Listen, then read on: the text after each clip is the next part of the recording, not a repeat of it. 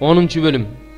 Жашия айды басып алып, аны каргышка калтырганын, Жерихону, анын падышасын кандай кылса, айды да анын падышасын да ошондой кылганын, жана Гибондо жашаган эл Исраил менен тынчтык келишимин түзүп, алардын арасында жашап калганын Иерусалим падышасы Адону-Седек укканда абдан коркту.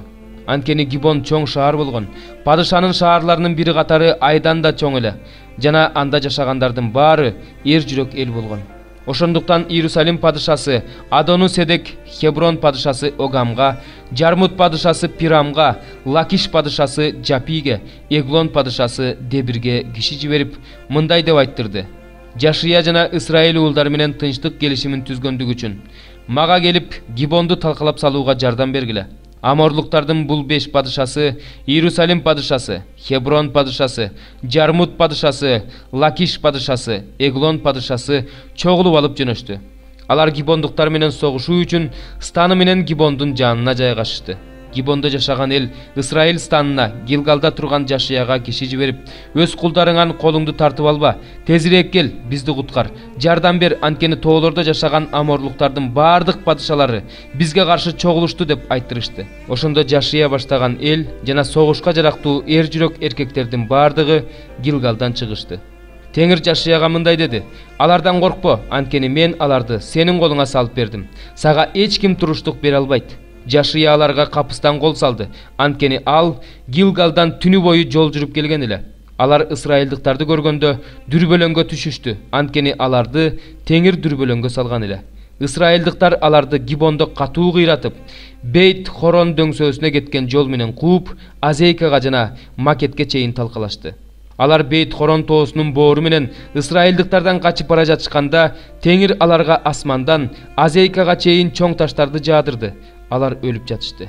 Исраилдыктардын кылычынан кырылгандарга караганда мөндүр таштан кырылгандар көп болду. Теңир аморлуктарды исраилдыктардын колуна салып берип, аларды Гибондо талкалаган күнү, алар Исраил уулдарынын алдында кырылган күнү, Жашия исраилдыктардын көз алдында теңирге мындай деп кайрылды: күн Гибондун үстүнө токто, ай Аялон өрөөнүнүн үстүнө токто. Ошондо эл кас душмандарынан өч алгыча күн токтоп, ай төбөдө турду. Адилеттүүнүн китебинде күн асмандын дал ортосунда токтоп турду да, дээрлик бир күн бою батышты карай шашкан жок деп жазылган. Теңир адамдын үнүн ушунчалык уккан мындай күн мурда да, кийин да болгон эмес, анткени Теңир Исраил үчүн өзү салгылашты. Андан соң Жашия жана аны ээрчиген бүт Исраил эли Гилгалга, станга кайтып келишти. Тигил 5 падыша болсо качып барып Макеттеги үңкүргө жашынды. Анан Жашияга 5 падыша табылды. Алар Макеттеги үңкүрдө жашынып жатышат деген кабар жеткенде, Жашия мындай деди: чоң-чоң таштарды тоголотуп келип, үңкүрдүн оозун бүтөгүлө да кайтарганга кишилерди койгула. Силер болсо токтобостон душманыңардын артынан куугула, аскерлеринин арткы бөлүгүн кырып салгыла, өз шаарларына качып кетүүсүнө жол бербегиле. Анткени Кудай Теңириңер аларды силердин колуңарга салып берди. Жашия менен Исраил уулдары аларды биротоло талкалашкандан кийин, алардын аман калгандары чептер менен курчалган шаарларга кире качышкандан кийин, баардык эл станга, Макетте турган Жашияга тынчтык менен кайтып келди. Ошондон кийин эч ким Исраил уулдарына тил кайрып сүйлөй албай калды. Ошондо Жашия мындай деди: үңкүрдүн оозун ачып, андагы 5 падышаны мага алып келгиле. Алар так ошондой кылышты. Баягы 5 падышаны, Иерусалим падышасын, Хеброн падышасын, Жармут падышасын, Лакиш падышасын жана Эглон падышасын үңкүрдөн чыгарып, Жашиянын алдына алып келишти. Бул падышаларды Жашиянын алдына алып келишкенде, Жашия бүт ысрайылдыктарды чакырып, өзү менен бирге жүргөн аскер башчыларга мындай деди: жакын келип, бул падышаларды желкесинен бутуңар менен басып тургула. Алар жакын келип, буттары менен падышаларды желкесинен басып турушту. Ошондо Жашия аларга мындай деди: коркпогула, үрөйүңөрдү учурбагыла, бекем кайраттуу болгула, анткени силер менен согуша турган баардык кас душманыңарды Теңир ушундай кылат. Анан Жашия аларды өлтүрүп, 5-өнү 5 даракка асып салды. Алар кечке чейин дарактарда асылып турушту. Күн батарда Жашия буйрук берип, аларды түшүртүп, өздөрү жашаган үңкүргө таштаттырып, оозун чоң таштар менен бүтөтүп салды. Алардын сөөгү бүгүнкү күнгө чейин ошол жерде. Ошол эле күнү Жашия Макетти басып алып, аны падышасы менен кошо кылыч мизин алды. Ал жердеги тирүү жандын баарын кырып салды. Эч кимди тирүү калтырган жок. Жерихо падышасын кандай кылса, Макет падышасын да так ошондой кылды. Анан Жашия менен бүткүл Исраил эли Макеттен Либнага бет алып, Либна эли менен согушту. Теңир аны да анын падышасын да Исраилдин колуна салып берди. Жашия аны жана анда жашаган адамдарды кылыч мизине алып кырып салды. Эч кимди тирүү калтырган жок. Жерихо падышасын кандай кылса, Либна падышасын да ошондой кылды. Анан Жашия Исраил эли менен Либнадан чыгып Лакишке бет алды. Анын жанына станын жайгаштырып, аны менен согушту. Теңир Лакишти да Исраил элинин колуна салып берди. Ал аны экинчи күнү басып алды да Либнаны кыргандай, аны жана анда жашаган адамдарды кылыч мизине алып кырып салды. Ошондо Лакишке Гезер падышасы Орам жардамга келди. Бирок Жашия анын өзүн да, элин да кылычтап кырып, эч кимди тирүү калтырган жок. Анан Жашия Исраил эли менен Лакиштен чыгып Эглонго бет алып, анын жанына станын жайгаштырып, аны менен согушту. Аны ошол эле күнү басып алып, кылыч мизине алып кырып салышты. Лакишти кыргандай, ошол жерде жашаган адамдардын баарын ал ошол күнү кырып салды. Анан Жашия жана бүткүл Исраилдыктар Эглондон чыгып Хебронго бет алып, аны менен согушушту. Аны да басып алып, падышасын да, баардык шаарларын да, андагы жашаган адамдарды да кылыч мизине алып кырып салды. Эч кимди тирүү калтырган жок. Эглонду кыргандай, аны жана андагы адамдардын баарын кырып салды. Анан Жашия бүткүл Исраил эли менен Дебирге бет алып, аны менен согушту. Аны да басып алып, падышасын да, баардык шаарларын да, анда жашаган адамдарды да кылыч мизине алып кырып салды. Эч кимди тирүү калтырган жок. Хебронду жана анын падышасын, Либнаны жана анын падышасын кандай кылса, Дебирди жана анын падышасын да ошондой кылды. Ошентип Жашия тоодо, түштүктө, түздүктө, тоонун этегинде жаткан жерлерди басып алып, алардын падышаларынын баардыгын кырып салды. Эч кимди тирүү калтырган жок. Исраилдин Кудай Теңири буйрук кылгандай баардык адамдарды кырып салды. Жашия Кадеш Барнеиден Азага чейин, Гошендин бүт жерин атүгүл Гибонго чейин басып алды. Бул падышалардын баардыгын, алардын жерлерин Жашия бир жүрүшүндө эле басып алды. Анткени Исраилдин Кудай Теңири Исраил үчүн өзү согушту. Анан Жашия менен Исраилдыктар Гилгалдагы станга кайтып келишти. 141 забур. Дөөттүн үйрөтүүсү, анын үңкүрдө жаткандагы сыйынуусу. Үнүмдү чыгарып Теңирге кайрылгам. Үнүмдү чыгарып Теңирге сыйынгам. Анын алдына сыйынуумду төккөм, ага зар муңумду ачкам. Мендеги рух алсырап калганда, менин жолумду сен билгенсиң. Алар мен жүргөн жолго жашыруун торлорун жайышкан. Оң жагымды карасам, эч ким мени тааныбайт. Мен үчүн башка алкалар жер жок. Эч ким менин жаным үчүн кам көрбөйт. Теңир, мен сага мындай деп кайрылдым. Сен менин башка алкалар жайымсың, тирүүлөр жашаган жерде менин үлүшүмсүң. Менин заарыма кулак сал, анткени ушунчалык алсырап калдым. Мени куугунтукка алгандардан куткар, анткени алар менден күчтүүрөөк. Жанымды зындандан чыгар, сенин ысымыңды даңктайын. Мага ырайым кылсаң, менин тегерегиме адил адамдар чогулат. 142 забур. Теңир менин сыйынуумдук, өз акыйкатың менен менин жалынганыма кулак сал. Өз адилеттигиң менен менин үнүмдук, өз кулуң менен соттошпо, анткени сенин алдыңда бир да тирүү жан актана албайт. Душман менин жанымды алганы жүрөт. Өмүрүмдү жерге тепсеп, капкачан өлгөн кишидей караңгылыкта жашоого мажбур кылды. Ошондо менин рухумдун ындыны өчүп калды. Жүрөгүм сенейип катып калды. Байыркы өткөн күндөрдү эстеп, сенин бүт иштериң жөнүндө ойлоном. Колдоруң кылган иштерди талдайм.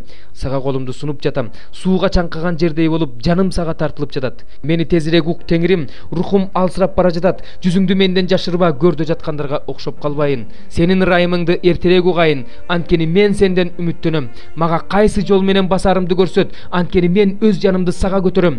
Теңирим, мени душмандарымдан куткар. Сенден жардам сурайм. Мага сенин эркиңди аткарууну үйрөт. Анткени сен менин Кудайымсың. Сенин ырайымдуу рухуң мени чындык өкүм сүргөн жерге алып барсын.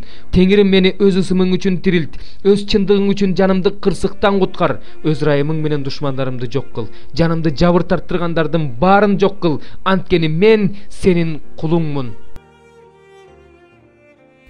4 бөлүм. Исраил, эгерде сен кайрылгың келсе, мага кайрыл дейт Теңир. Эгерде менин алдымдан өзүңдүн жийиркеничтүү нерселериңди жок кылсаң, анда тентибейсиң. Чындык менен, акыйкаттык менен, адилеттик менен Теңир тирүү деп ант бересиң. Элдер Теңирден бата алышат, Теңир менен мактанышат. Анткени жүйүт менен Иерусалимдин адамдарына Теңир мындай дейт: өзүңөргө жаңы эгин талааларды айдагыла, тикенектердин арасына сеппегиле. Жүйүттүн адамдары, Иерусалимдин тургундары жамандык кылууга жөндөмдүү болгондугуңар үчүн менин каарым силерге оттой жалындап, өчпөй күйбөш үчүн өзүңөрдү Теңир үчүн сүннөткө отургузгула, жүрөгүңөрдү сүннөткө отургузгула. Жүйүт аймагына кабарлагыла жана Иерусалимде жар салгыла, айткыла, жерди аралап сурнай тарткыла, катуу кыйкырып, келгиле, чогулуп алып чептүү шаарларга баралы деп айткыла. Сиондо туу көтөргүлө, чептек качкыла, токтобогула, анткени мен түндүктөн кайгы жана чоң кыргын алып келем. Өзүнүн чытырман токоюнан арстан чыгып келе жатат, элдерди кыргуучу чыгып келе жатат. Ал өзүнүн ордунан сенин жериңди чөлгө айландырыш үчүн чыгып келе жатат. Шаарларың талкаланып, тургундары жок калат. Ошондуктан зумбал курчанып алып ыйлагыла, өкүргүлө, анткени Теңирдин жалындаган каары бизден кайт болбойт. Ошол күнү дейт Теңир, падышанын жүрөгү жана төрөлөрдүн жүрөгү катып калат, ыйык кызмат кылуучулардын үрөйлөрү учат, пайгамбарлар таң калышат. Ошондо мен: о Кудай Теңирим, силерде тынчтык болот деп, сен бул элди жана Иерусалимди кызыктырып эле койдуң беле? Бирок кылычтан кырылып жатабыз дедим. Ошол мезгилде бул элге жана Иерусалимге мындай деп айтылат: менин элимдин кызынын жолуна чөлдүн бийик адырларынан куйкалоочу шамал келет. Ал шамал эгин сапырыш үчүн эмес, эгин тазалаш үчүн да эмес. Ал жактан мага мындан да катуу шамал келет. Ошондо мен аларга өз өкүмүмдү жарыялайм. Мына ал булуттардай болуп көтөрүлүп жатат. Анын арабалары куюндай, анын аттары бүркүттөн да ыкчам. Бизге кайгы, анткени биз талкаланабыз. Иерусалим, куткарылышыңар үчүн жүрөгүңдөн жаман нерсени жууп сал, качанга чейин сенде жаман ойлор уялайт. Анткени азыр эле дандан үн угулуп жатат. Ефраим тоосунан өлүм кабары келе жатат. Элдерге кабарлагыла, Иерусалимге билдиргиле, алыскы өлкөдөн курчап алуучулар келе жатышат. Өздөрүнүн кыйкырыктары менен жүйүттүн шаарларын жаңыртып жатышат. Алар Иерусалимди туш-туштан талаа сакчыларындай болуп курчап келе жатышат. Анткени ал мага каршы козголоң чыгарды дейт Теңир. Сенин жолдоруң менен кылган иштериң ушуга себепкер болду.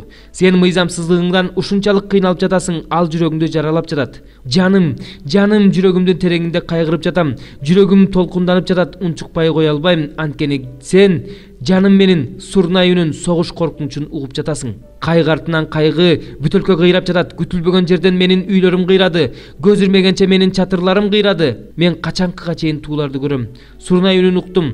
Бул менин элимдин акылсыздыгынан, мени билбегендигинен болду. Алар акылсыз балдар, аларда акыл жок. Алар жамандык кылганга акылдуу, бирок жакшылык кылууну билишпейт. Жерди карасам, мына ал кыйрап ээн калды. Асманды карасам, анын жарыгы жок. Тоолорду карасам, мына ал титиреп жатат. Бүт адырлар солкулдап жатат. Карасам, мына адам жок. Асмандагы куштардын баары туш-тушка учуп кетиптир. Карасам, мына Кармел чөлгө айланыптыр. Анын бүт шаарлары Теңирдин жүзүнөн, анын катуу каарынан кыйраптыр. Анткени Теңир мындай деген: баардык жер ээн калат, бирок таптакыр кырып салбайм.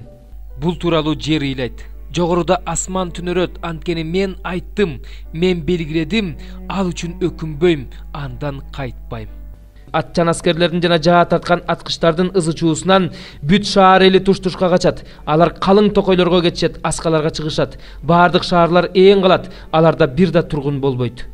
Ээн калган сен эмимде кыласың? Сенин ачык кызыл кийим кийгениң да, алтын жасалгалар менен жасанганың да, көзүңдү боёгонуң да бекер. Ойношторуң сени жек көрүп калышты, алар сени өлтүргөнү жатышат. Анткени мен төрөп жаткан аялдыкындай үндү, биринчи жол төрөп жаткан аялдыкындай онтоону, Сион кызынын үнүн угуп жатам. Ал колун созуп онтоп жатат. О, мага кайгы, менин жаным киши өлтүрүүчүлөрдүн алдында кыйналып жатат. 18 бөлүм. Ошол мезгилде шакирттер Исанын жанына келип, асман падышачылыгында ким баарынан чоң деп сурашты. Иса бир кичинекей баланы чакырып алып ортого тургузду да мындай деди: силерге чындыкты айтып коеюн. Эгерде жаман жолуңардан кайтып, кичинекей балдардай болбосоңор, асман падышачылыгына кирбейсиңер. Ошондуктан ким өзүн басынтып, ушул бала сыяктуу болсо, ал асман падышачылыгында чоң болот. Ким ушул сыяктуу баланы менин ысымым үчүн кабыл алса, ал мени кабыл алган болот. Мага шенген бул кичинелердин бирин күнөөгө түрткөн адамды мойнуна тегирмен ташын илип деңиздин түбүнө чөктүрүп жиберсе, ал үчүн жакшы болмок. Бул дүйнө өзүнүн азгырыктары үчүн кайгыга кабылат. Анткени азгырыктар келбей койбойт, бирок ким аркылуу келсе ошол адам кайгыга кабылат. Эгерде колуң же бутуң сени күнөөгө түртсө, анда аны кесе чаап ыргытып жибер.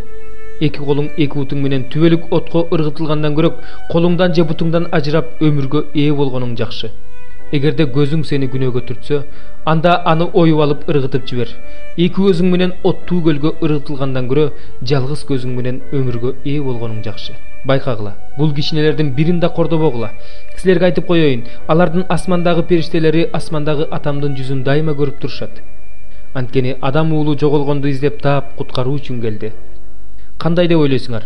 Эгерде 100 кою бар, бир адамдын бир кою жоголуп кетсе, эмне ал 99-ун тоого калтырып жоголуп кеткенин издебейби? Эгерде аны тапса, силерге чындыкты айтып коеюн, жоголбогон 99-уна караганда ал үчүн көбүрөөк сүйүнөт. Ошол сыяктуу эле асмандагы атаңар да бул кичинелердин биринин да жоголушун каалабайт. Эгерде бир тууганың сага каршы күнөө кылса, баргында жекече сүйлөшүп анын айыбын ач. Эгерде сага кулак салса, бир тууганыңды кайтарып алган болосуң. Эгерде сага кулак салбаса, жаныңа бир же эки кишини ээрчитип ал. Айтылган ар бир сөз 2 же 3 күбөнүн сөзү менен ырасталсын. Эгерде аларга кулак салбаса, жыйынга билдир. Эгерде жыйынга да кулак салбай койсо, аны бутпарас жана салык жыйноочу катары эсепте. Силерге чындыкты айтып коеюн. Жер үстүндө эмнени байласаңар, асманда да ошол байлануу болот. Жер үстүндө эмнени чечсеңер, асманда да ошол чечилүү болот. Дагы силерге айтарым. Жер үстүндө экөөң макулдашып алып, асмандагы атамдан бир нерсе жөнүндө сурасаңар, сураганыңарды аласыңар. Кайсы жерде менин ысымым үчүн 2 же андан көп адам чогулса, мен да ошол жерде алардын арасындамын. Ошондо Петр Исанын жанына келип, «Теңир, мага каршы күнөө кылган бир тууганымды канча жолу кечиришим керек? 7 жолубу?» деп сурады. Исага мындай деп жооп берди: «Сага айтып коеюн, 7 жолу эмес, 70-тен 7 жолу». Ошондуктан асман падышачылыгын кулдары менен эсептешпекчи болгон падышага салыштырса болот. Эсептеше баштаганда падышанын алдына 10 000 талант карыз болгон бир кулду алып келишти. Карыздан кутулууга анын эч нерсеси жок болгондуктан падыша анын өзүн, аялын, балдарын жана колунда болгонун сатылып, карызы төлөнүүсүн буйруду. Ошондо ал кул падышанын алдына жыгылып, «Падышам, күтө тур, бардыгын төлөп берем» деди. Падыша кулуна ырайым кылып, анын карызын кечирди да аны бошотуп жиберди. Ал кул болсо тышка чыгып, өзүнө 100 динарий карыз болгон башка кулду кармап алып, «Карызыңды бер» деп муунтту. Ал кул болсо бутуна жыгылып, «Күтө тур, баарын төлөп берем» деп жалынды. Бирок ал күткүсү келген жок. Барды да карызын бергенче аны түрмөгө каматып салды. Муну көргөн кулдар аябай капа болушту да падышага келип, болгон окуяны айтып беришти. Ошондо падыша кулун чакыртты да: «Эй, жаман кул, жалынып жалбарганыңдан улам, бүт карызыңды кечирдим эле. Мен сага ырайым кылгандай, сен дагы диги кулга ырайым кылсаң болбойт беле?» деди. Падыша каарданып бүт карызын бергенче аны жазалоочулардын колуна тапшырды. Эгерде ар бириңер өз бир тууганыңардын күнөөсүн чын жүрөктөн кечирбесеңер, асмандагы атам да силерге так ушундай мамиле кылат.